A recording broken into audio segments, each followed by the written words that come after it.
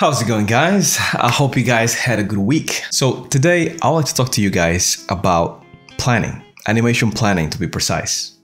It's the very first step that you take as an animator and it's incredibly important. So I'm going to take you guys through some of the steps that I go through or what I think about when planning my shots. Doesn't matter if I'm actually working on a personal shot or at work, these steps still prevail. And I want to share with you guys exactly how I go about it. So without further ado, let's get started with this episode.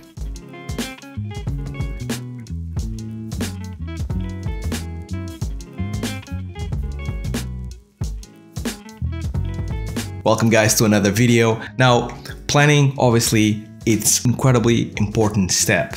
And through my animation workshop, I find that most of my students, they struggle with planning. Even the ones that think they know about the planning and they just want to get into the polish phase and how can I make my animations better, I'm finding that their process of planning is kind of lacking in a few different aspects. And I'm going to take you guys through the process that I take to plan my shots from the very beginning to the very end, so you guys have a process that you can take and then make your own as you evolve as an animator. Now, before I actually go into my 4 steps of planning, I need to tell you guys about the importance of staying away from Maya through your planning. Now, this might sound counterintuitive to what an animator can do or should do to be in Maya, animating 3D or whatever software you decide. When I say Maya, it can be Blender. But this process is incredibly important. And the reason why you should stay away from Maya through your ideas process, through your planning process, is because I'm a big believer that 3D software, buttons, rotating your character, having lots of things that you can do within your 3D environment in Maya or Blender or whatever software you choose is very distractive and I think a little bit destructive to the creative process. The way I think, or the way I work, and I hope you guys feel the same way, is that I need to be in my thoughts and I need to be away from the computer as much as possible in order for me to have the best ideas possible, right? So for that to happen, I need to step away from the computer. I need to step away from my 3D software that I'm going to ultimately use to animate, to be able to kind of like have as much flow and as much inspiration as possible. So the very first step is stay away from your Maya or 3D software of choice, right? While you go through these 4 steps that I'm going to illustrate next. Step number 1 is your ideas phase. And on your ideas phase, you should at all times just think about what you're going to do, right?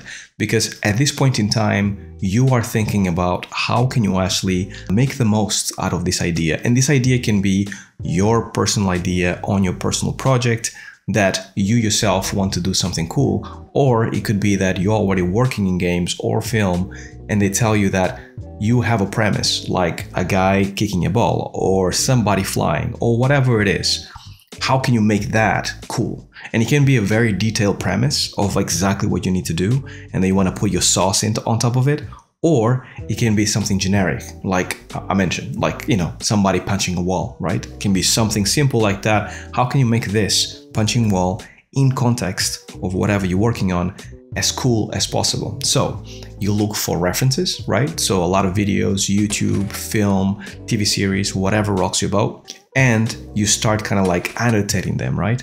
Write them down, try to find the best ideas possible that fit within the context that you want to work in, right?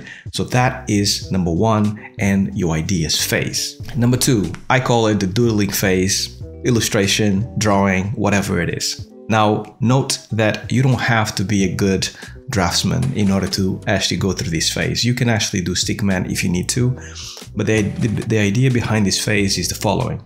Whenever you find a good piece of reference, let's say a anime or let's say a film, right? And you like it a lot, pause it, rewind it, analyze it. And when you analyze it, then start drawing the things that actually make this piece of content so interesting to you. Guaranteed, if it's an anime, a film, or TV series or whatever it is, you're gonna find a pose here, a pose there, something that actually calls your attention in terms of like the silhouette of the character. Anything that catches your attention that you think that is really cool, you need to distill it to its most basic cool level, so you can then incorporate this coolness into your shot. So take your time, start drawing, start writing, and then just make illustrations of what ideas or things stick out to you, so you can start incorporating those ideas into your shots. So number 3 is hardening of that idea and shot. So what you're gonna do here is basically, now that you have your ideas, now that you drew like the stuff that it really stick out to you in terms of the influence and the references that you have and all that stuff, now you have to start thinking about what exactly are you going to do, right? So this is when it gets fun, because it's almost like a detective, if you will. You already did your research, you already looked at the whole case. Now you have to take your conclusions, and you need to actually basically put it on a vessel that makes sense, right, to you. So now you actually have to make something interesting, right? So you're not copying somebody, you're making something of your own, making something that you can own and you can call yours. So how can you actually incorporate all these ideas and drawings that you did into one idea that is solid, that is going to get people excited? It can be either for your own showreel, or it can be for your own work, your lead, your supervisor, director. You need to make sure that whatever this idea is going to blow their minds whenever they see it, and it's going to be much better than even they thought it was going to be, right? So this is the hardening of the idea, making sure that now you're starting to get an idea of what you're going to do. So you put it all together, mix it up a little bit, and come up at the other end with something cool. And then last but not least is your reference. You obviously have your idea now, you know what you're going to do. Now you have to start taking references that actually fulfill this idea, because this is what you're going to use to animate your shot at the end, right?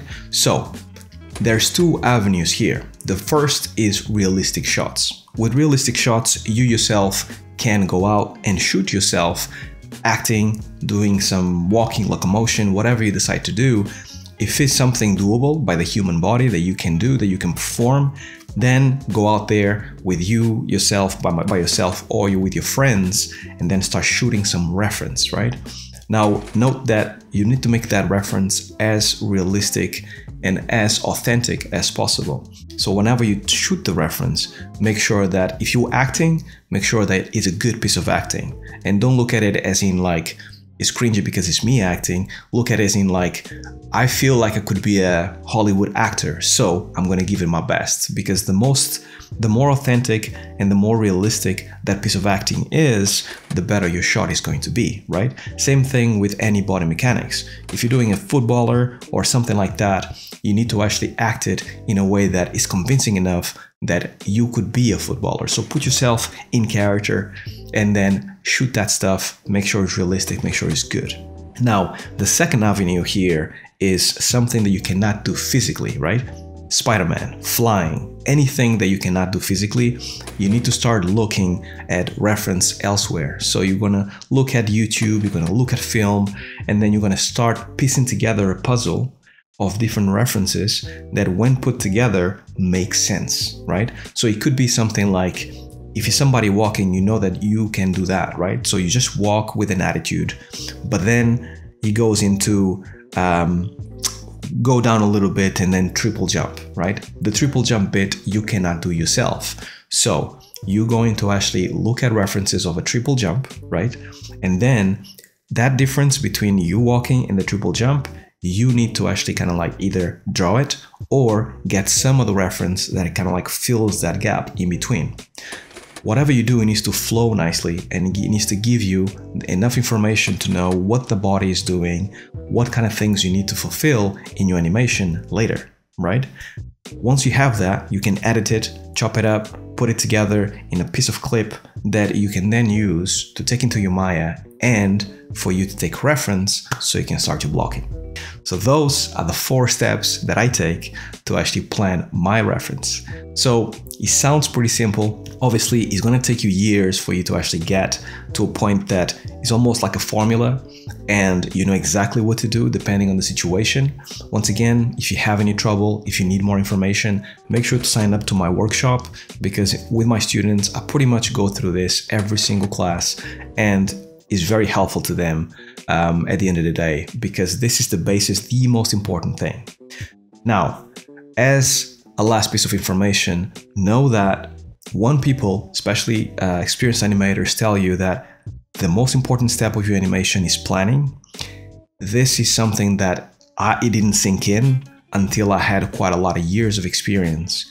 The faster you understand this one little piece of nugget of knowledge, the faster you understand that, and you can really not skip it or actually really spend your time planning, the better animator you're gonna be. And it's gonna feel almost like a shortcut to becoming a better animator, right? Because what happens with most animators is that they don't really plan things well. They just want to get into the Maya, into kind of like moving controllers around, into getting the character to pose correctly. And then they feel like, if I spend my time in Maya, I'm going to get a better animation instead of actually spending a week or 2 weeks just planning some stuff. That is not animation, this is. That is completely untrue. The more time you spend planning and thinking about the idea, not only are you going to hype yourself more and feel better about your shot and know the intricacies of your shot, you're also going to actually gain valuable knowledge about how the body moves or how somebody acts by studying that reference, right? So when you sit on your chair and start animating, you know a whole lot more than you knew on the previous shot. And this is why planning is so important. So the faster you understand this, the better it is. Don't be stubborn like myself and actually spend years kind of like skipping through the planning and actually going straight into Maya and animating straight away, because that never works. 9 times out of 10, you're going to end up with a shot that is going to be weaker and much less entertaining than it could have been if you planned it correctly. So that's all I have to tell you guys about planning. Now, I cannot go away without mentioning my Patreons.